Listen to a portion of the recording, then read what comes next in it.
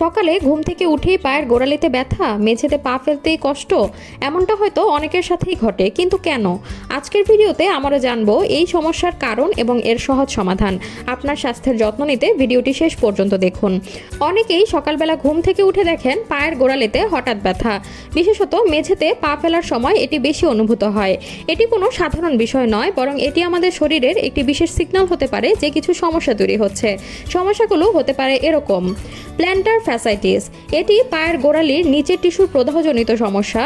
রাতে বিশ্রামের কারণে টিস্যুগুলো টানটান হয়ে যায় আর সকালে পা ফেলতেই ব্যথা অনুভূত হয়। গাউট, যদি আপনার শরীরে ইউরিক অ্যাসিডের মাত্রা বেশি থাকে তাহলে এটি পায়ের সংযোগস্থলে জমা হতে পারে, এর ফলে ব্যথা ও ফোলাভাব দেখা দিতে পারে।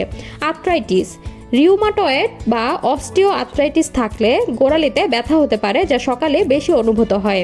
পায়ের পেশির টান বা আঘাত, রাতে শোবার সময় কোনো আঘাতের কারণে পায়ের পেশি টান টান হতে পারে, যা সকালে ব্যথার কারণ হয়। রক্ত সঞ্চালন সমস্যা, সঠিকভাবে রক্ত সঞ্চালন না হলে পায়ের খিঁচুনি বা ব্যথা হতে পারে। এবার আসুন জেনে নেই এর সমাধান কি হতে পারে। স্ট্রেচিং করুন, সকালে ঘুম থেকে ওঠার আগে পায়ের হালকা স্ট্রেচিং করুন। স্ট্রেচিং মানে হালকা নাড়াচাড়া করা, এটি পেশিগুলিকে শিথিল করে এবং ব্যথা কমাতে সাহায্য করে। গরম পানির সেক, গোড়ালিতে গরম পানির সেক দিন, এটি রক্ত সঞ্চালন বাড়ায় এবং ব্যথা লাঘব করে।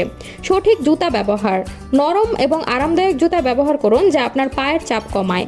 ওজন নিয়ন্ত্রণ, অতিরিক্ত ওজন পায়ের উপর চাপ সৃষ্টি করে, তাই ওজন নিয়ন্ত্রণে রাখুন।